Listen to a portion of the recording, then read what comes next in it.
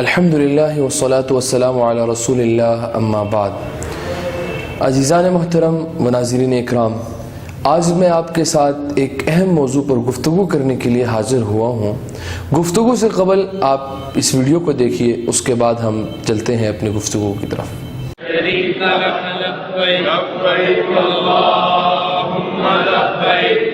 لبيك لا شريك لك لبيك إن الحمد والنعمة لك والملك لا شريك لك لبيك اللهم لبيك لبيك لا شريك لك لبيك إن الحمد والنعمة لك والملك لا شريك لك۔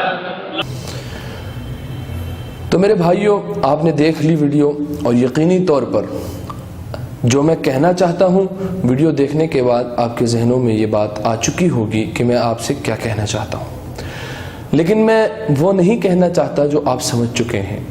میں اس سے الگ ذرا بات آپ سے کرنا چاہتا ہوں، وہ یہ ہے کہ جو ویڈیو کے اندر آپ نے دیکھا کہ لبیک کی صدائیں بلند ہو رہی ہیں اور ایک قبر کا طواف کیا جا رہا ہے، یہ کیوں ہوا؟ اس کی وجہ کیا تھی؟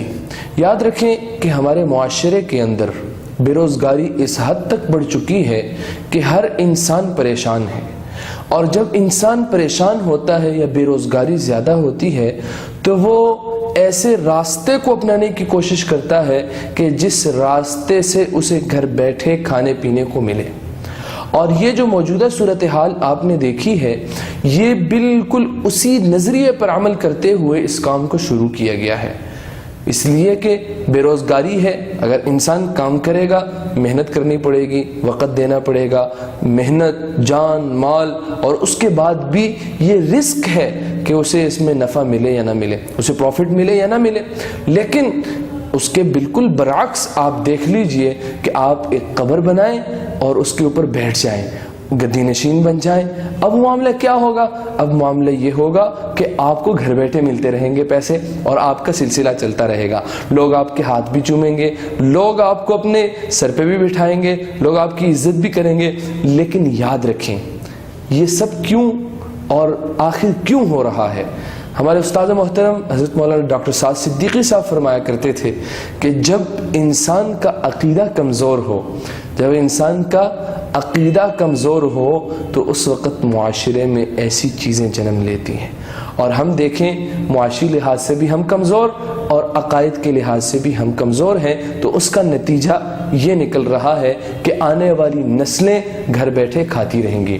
یہاں پر میں آپ سے دوسری بات بھی کرتا چلوں گا، وہ دوسری بات یہ ہے کہ ہمارے معاشرے کے اس المیے کا ذمہ دار کون ہے؟ لازمی بات ہے، اس کا تعین تو کرنا پڑے گا۔ اس المیے کے ذمہ دار وہ لوگ ہیں کہ جن کے ساتھ مزارات وابستہ ہیں۔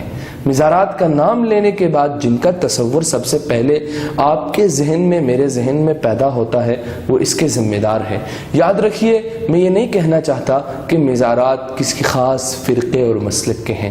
یاد رکھیے، ان مزارات میں مدفون بزرگ ہر کلمہ گو مسلمان کے، شیخ عبد القادر جیلانی ہر کلمہ گو مسلمان کے بزرگ ہیں، حضرت خواجہ بختیار کاکی ہر کلمہ گو مسلمان کے بزرگ ہیں، حضرت علی حجویری رحمہ اللہ ہر کلمہ گو مسلمان کے بزرگ ہیں، حضرت بابا فرید الدین گنچکر ہر کلمہ گو مسلمان کے بزرگ ہیں۔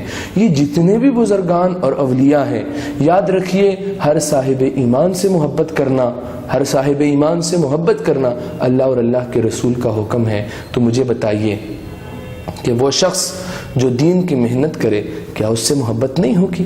اس سے محبت ہوگی۔ خواجہ عبد القادر جیلانی، علی حجویری، بابا فرید الدین گنچکر، خواجہ نظام الدین اولیاء اور ان سے منسلک جتنے بھی بزرگان ہیں، وہ ہر ایک کلمہ گو مسلمان کے لیے محبت کی ایک اعلیٰ مثال ہیں۔ لیکن مسئلہ یہ ہے کہ ان کے اوپر جو قابض ہیں، انہوں نے عوام کی تربیت کے بجائے عوام کی ایمان پہ اور عوام کی جیب پہ ڈاکہ ڈالنے کو زیادہ مناسب سمجھا، اور اس کا نتیجہ یہ نکلا کہ وہ بزرگ ایک مخصوص فرقے سے نتھی ہو گئے۔ لیکن وہ ایک مخصوص فرقے کے نہیں. آج خواجہ عبدالقادر جیلانی ہوں، نظام الدین اولیاء ہوں، حضرت علی حجویری ہوں، خواجہ بختیار کاکی ہوں، بابا فرید الدین گنج شکر ہوں، جتنے بھی ہمارے بزرگ ہیں، آپ کسی صاحب ایمان کے پاس بیٹھ جائیں، وہ اس کے تذکرے کو اپنے لیے سعادت سمجھتا ہے. لیکن مسئلہ کیا تھا کہ یہاں پر آنے والوں کی تربیت، وہ ذمہ داری تھی اس فرقے سے، اس مسلک سے، یہاں پہ بیٹھے ہوئے لوگوں سے جو وابستہ ہیں وہ ان کی تربیت کریں. لیکن اگر تربیت کرتے ہیں تو پھر جیبیں خالی ہوتی ہیں.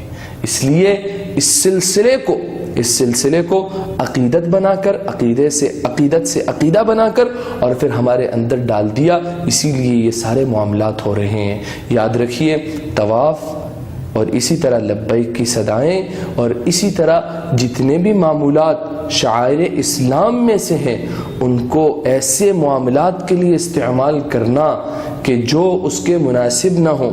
کوئی انسان ہزار دفعہ بھی اس دنیا میں زندگی گزار کر چلا جائے، وہ طواف کے برابر نہیں ہو سکتا، وہ بیت اللہ کے برابر نہیں ہو سکتا، وہ شاعر اسلام کے برابر نہیں ہو سکتا.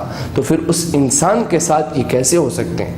جو خالق نے اپنے لیے رکھے ہیں، جو معمولات، جو فرائض، جو عبادات خالق نے اپنے لیے رکھے ہیں، وہ خالق سے ہٹا کر مخلوق کے ساتھ جوڑ دینا، کیا یہ ہم درست کر رہے ہیں؟